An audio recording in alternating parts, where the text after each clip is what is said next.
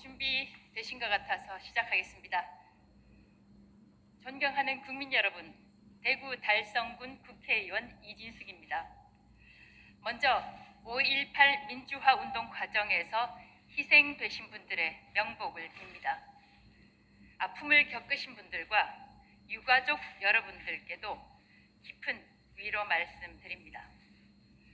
어제 국회 도서관에서 저희 의원실과 새역사 국민운동이 공동으로 주최한 5.18 민주화 운동의 재조명 공개 포럼 이후 언론과 소셜미디어에서 큰 반향이 있었습니다. 그 가운데는 물론 긍정적인 것도 있었지만 부정적인 반응도 있었습니다. 소셜미디어에서는 이제 5.18을 재조명할 필요가 있다는 의견들이 다수 올라왔지만 일부 레거시 미디어들은 토론자들의 몇몇 표현들을 문제 삼아 5.18을 폄훼했다는 식으로 보도를 했습니다. 일부 보도와 평론가들은 5.18은 이미 특별법에 따라서 민주화 운동으로 규정됐으니 재조명이 필요 없다는 의견을 강력히 피력하기도 했습니다. 과연 그렇습니까?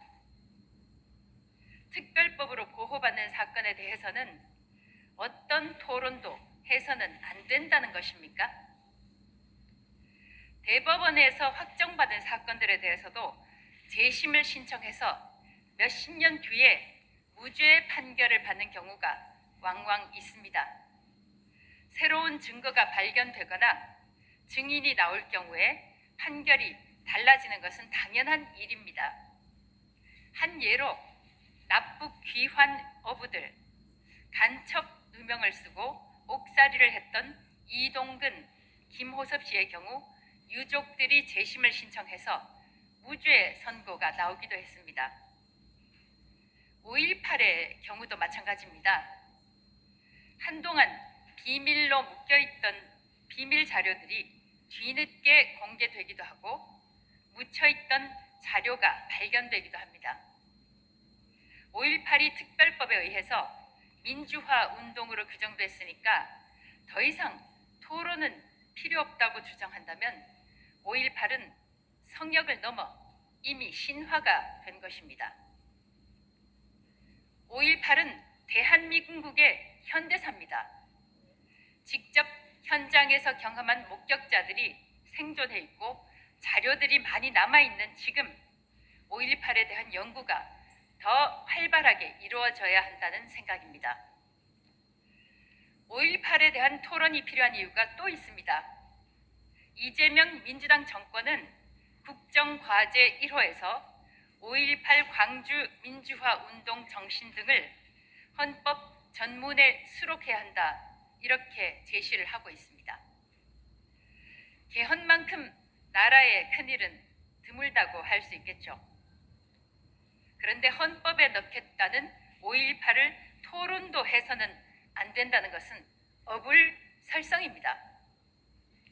오히려 5.18 발발 46년이 지난 지금 5.18을 직접 겪지 못한 청년 세대, 청소년 세대들을 위해서라도 5.18을 설명하고 의미를 되새기는 토론회가 필수적이라고 저는 생각합니다.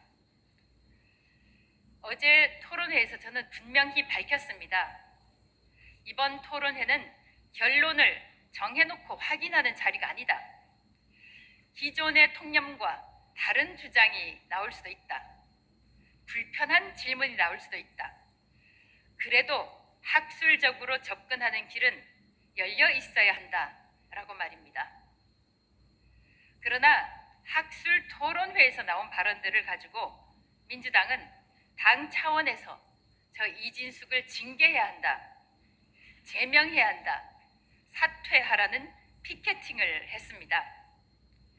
전당대회라는 중요한 일정 중에 당대표 후보가 모두 참석했고 100여 명으로 보이는 의원들이 이진숙이라는 의원 한 명을 향해 비난을 쏟아냈습니다. 헌법 전문에 싣겠다는 5.18을 두고 토론회를 열지 말라는 것입니까? 아니면 5.18은 민주당의 전유물이니 민주당 외는 건드리지 말라는 것입니까? 어제 토론회에서 밝혔듯이 5.18은 우리 모두의 역사입니다. 특정 진영의 전유물도 아니고 특정 지역의 전유물이 돼서도 안 됩니다. 이미 정리가 끝났으니 더 이상의 토론이 필요 없다는 말은 5.18을 성역으로 인정하라고 강요하는 것입니다. 몇 년 전 김정은의 서울 방문을 환영하는 모임이 서울 한복판 광화문에서 열렸을 때 어제 5.18 학술 토론회만큼 비판을 받았나? 그런 생각을 해봤습니다. 이 자리에서 분명히 해둡니다. 토론회에서 나온 개별 발표자의 모든 표현과 주장이 곧 주최자인 저의 견해이거나 국민의힘의 공식 입장은 아닙니다. 토론회는 서로 같은 생각을 확인하는 의식이 아니라 서로 다른 주장과 근거를 공개하고 검증하는 자리이기 때문입니다. 헌법 전문에 넣겠다면서 토론회를 금지한다? 그렇다면 5.18 민주화 운동이 우리에게 시사하는 것은 무엇일까요? 민주를 내세운 운동이 민주국가의 가장 중요한 가치, 자산인 사상의 자유, 표현의 자유를 억압하는 반민주적인 결과를 가져올 것입니다. 한 가지 더 제기할 문제가 있습니다. 대한민국 현대사에는 5.18 외에도 우리가 함께 기억하고 그 정신을 계승해야 될 사건들이 또 있습니다.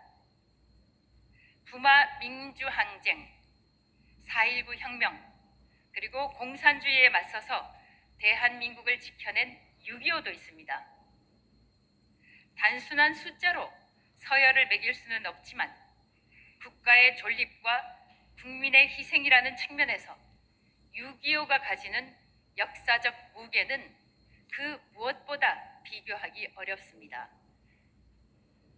그런데도 왜 특정 사건만 헌법 전문에 수록해야 하는지, 그 객관적 기준은 무엇인지 국민들은 묻고 있습니다. 이와 함께 국민 세금이 투입되는 5.18 유공자 제도도 투명하게 공개돼야 합니다. 유공자, 즉 공을 세운 사람들에게는 금전적 혜택이나 입학, 취업에서의 특혜 이상을 넘어서는 의미가 있습니다. 민주화 운동을 위해 공을 세운 사람들은 그 공을 구체적으로 알려서 다른 사람들에게 귀감이 되도록 해야 할 것입니다.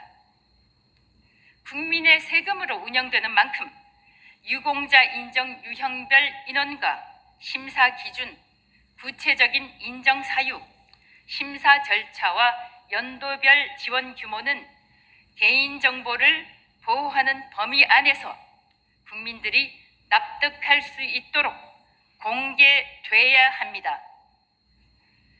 5.18 유공자 공적 공개는 공정, 정의를 원하는 우리 청년들을 위해서라도 반드시 필요하며 청년들도 이를 강력히 원하는 것으로 알고 있습니다.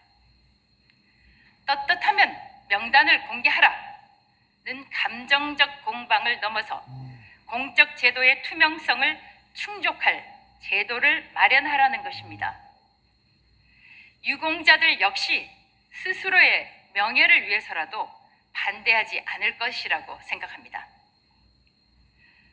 이 자리에서 분명히 밝힙니다.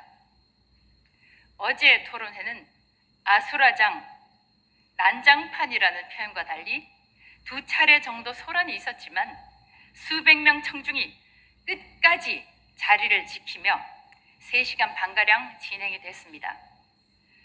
오시지 않은 분들은 꼭 꼭 특히 언론인 여러분들 꼭 유튜브로 토론회 전부를 봐주셨으면 감사하겠습니다. 발표를 맡은 이영훈 교수, 김영삼 대기자, 주동식 대표, 또 토론해 주신 최진덕 교수, 이강호 위원께 감사드립니다. 격려사를 해주신 주대환 대표, 진행을 해준 한민호 대표께도 감사합니다. 다시 한번 이번 토론회가 우리 사회 역사적 논의를 한 단계 성숙시키는 계기가 되기를 바랍니다. 고맙습니다.